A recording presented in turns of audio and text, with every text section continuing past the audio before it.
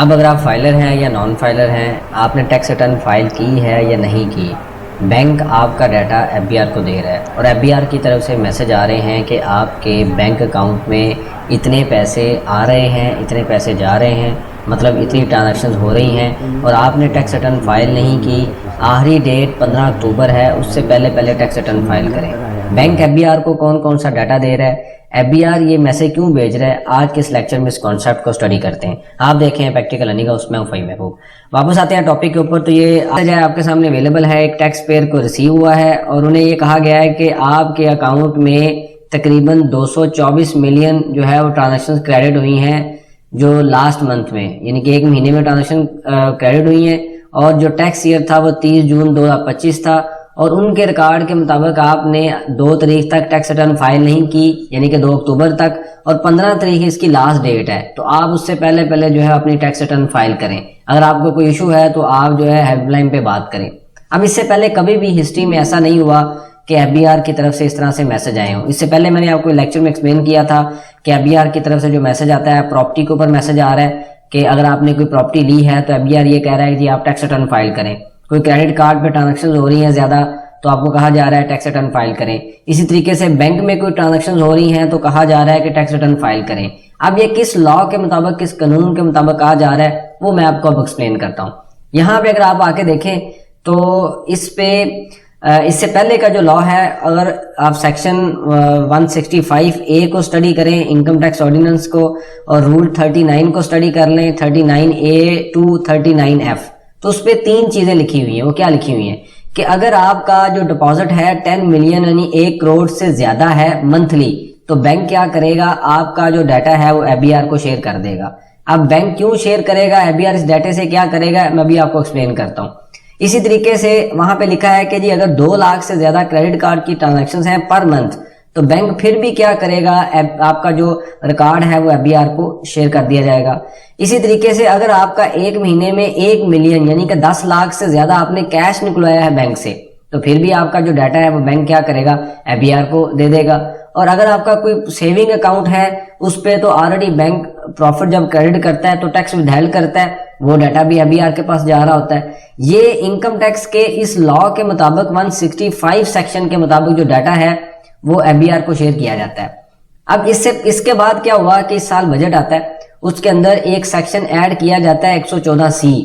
ये सेक्शन क्या था कि सर्टन इकोनॉमिक एक्टिविटी को कंट्रोल करना है। मतलब अगर आप एक नॉन फाइलर हैं तो आप क्या क्या चीजें परचेज कर सकते हैं। अब आप देखिएगा जरा, एक तरफ एफबीआर ये कहता है कि जी ये वाला लॉ है, दूसरी तरफ एफबीआर ये कहता है कि अगर आप नॉन फाइलर हैं, मतलब आपने टैक्स रिटर्न फाइल नहीं की, तो आप 70 लाख तक गाड़ी ले सकते हैं, आपकी ट्रांजेक्शन हो जाएगी। आप 10 करोड़ तक प्रॉपर्टी ले सकते हैं, आप ले सकते हैं, प्रॉपर्टी टैक्स पे करें, ले लें। इसी तरीके से 10 करोड़ तक कैश विड्रॉ करवा सकते हैं बैंक से और 50 लाख 50 मिलियन यानी कि 5 करोड़ तक की इन्वेस्टमेंट कर सकते हैं स्टॉक या म्यूचुअल फंड में। तो आपके ऊपर कोई रिस्ट्रिक्शन नहीं है, चाहे आप नॉन फाइलर ही क्यों ना हो।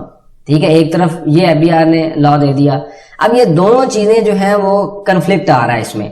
एक तरफ कहा जा रहा है आप ये काम कर लें, दूसरी तरफ ये है कि अगर आप ये काम करेंगे तो बैंक क्या करेगा, एफबीआर को डाटा दे देगा। अब मेरी अंडरस्टैंडिंग के मुताबिक ये हुआ है कि आपके अकाउंट में जो ट्रांजेक्शन हो रही हैं उसमें जो बैंक क्या कर रहा है, एफबीआर को डाटा दे रहा है। डाटा कैसे दे रहा है कि आपके अकाउंट में जो चेक लग गया है कि बैंक का अकाउंट है, उसके पीछे इन्होंने कुछ पैरामीटर्स लगाए होंगे, चेक लगाए होंगे कि अगर फॉर एग्जांपल 1 मिलियन से ज्यादा कैश विड्रॉ होगा तो फौरी तौर पे जो इन्फॉर्मेशन है वो चली जाएगी एफबीआर के पास। अब इससे पहले एफबीआर के पास इन्फॉर्मेशन पहले भी जाती थी लेकिन कोई एक्शन नहीं होता था। एक्शन क्या होता था कि सर्टन लोगों को नोटिस आता था कि आपका ऑर्डर सेलेक्ट हो गया है या आप नॉन फाइलर हैं, आप टैक्स रिटर्न फाइल करें। बाद में जवाब देता है कि जी मैंने पैसे कहाँ से लिए। अब एफबीआर ये कर रहा है एडवांस में चीज कि ये डाटा लेता है, ऑडिट तो होता है बाद में या नोटिस तो होता है बाद में। अब वो डाटा लेके आपको टैक्स रिटर्न फाइल करने से पहले ही मैसेज भेज रहा है। तो मैसेज भी एक तरह का नोटिस ही है कि आपको मैसेज रिमाइंडर भेजा जा रहा है कि आपके अकाउंट में ये ट्रांजैक्शन हो रही हैं, आप इस डेट तक टैक्स रिटर्न फाइल करें। अब आप देखें, अगर आपके अकाउंट में वाकई वो ट्रांजैक्शन हो रही है और आप टैक्स रिटर्न फाइल नहीं करते तो तमाम आपका रिकॉर्ड एफबीआर के पास अवेलेबल होगा। अब जब ये आपको मैसेज आता है उसके बाद दोबारा इसको चेक किया जाता है और आपने टैक्स रिटर्न फाइल नहीं की तो अंडरस्टूड सी बात है कि आपको नोटिस आएगा, पेनल्टी नोटिस आएगा, आपको कहा जाएगा कि आपने क्यों फाइल नहीं किया, आके जवाब दें। तो जब आप जवाब नहीं दे सकेंगे तो जाहिर बात है फिर आपके ऊपर जो टैक्स है वो भी चार्ज किया जाएगा। तो ये एक एफबीआर और बैंक की एक मिलके प्लानिंग है, गेम है, जो भी आप कह समझ सकते हैं कि जो ट्रांजैक्शन आप बैंक में करेंगे तमाम डाटा एफबीआर को जाएगा।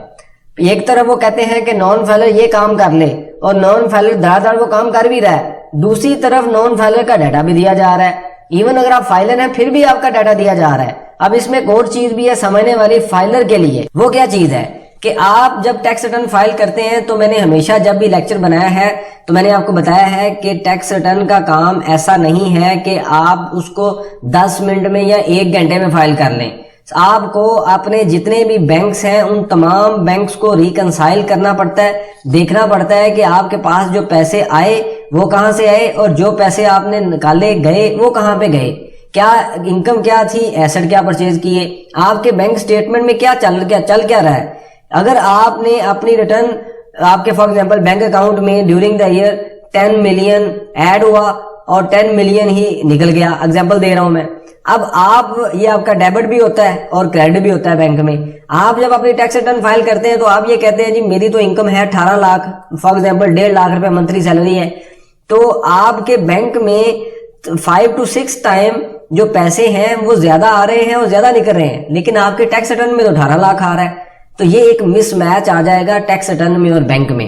जब एक मिसमैच आएगा तो इन्फॉर्मेशन शेयर की जाएगी, वो इन्फॉर्मेशन शेयर होगी, एफबीआर उसकी बेस पे देखेगा कि इनका बैंक डिफरेंट बता रहा है, इनकी टैक्स रिटर्न डिफरेंट बता रही है, तो आपको क्या किया जाएगा, नोटिस भेज दिया जाएगा कि जी आपका जो केस है वो ऑडिट के लिए सिलेक्शन हो गई है। आने वाले दिनों में आप देखेंगे ऐसे ही होगा। इससे पहले क्या होता है कि जब कभी ऑडिट में केस सिलेक्ट होता है आपको कहा जाता है जी बैंक स्टेटमेंट ले आए, जो ऑफिसर है वो चेक करता है, आप उनको जवाब देते हैं, अगर उनको जवाब समझ आ गया तो ठीक है, वरना आपके खिलाफ ऑर्डर पास कर देते हैं। तो अब इन्होंने सिस्टम बेस काम शुरू कर दिया है। पहले तो ऑफिसर पे काम डिपेंडेंट होता था, अब सिस्टम पे डिपेंडेंट होगा।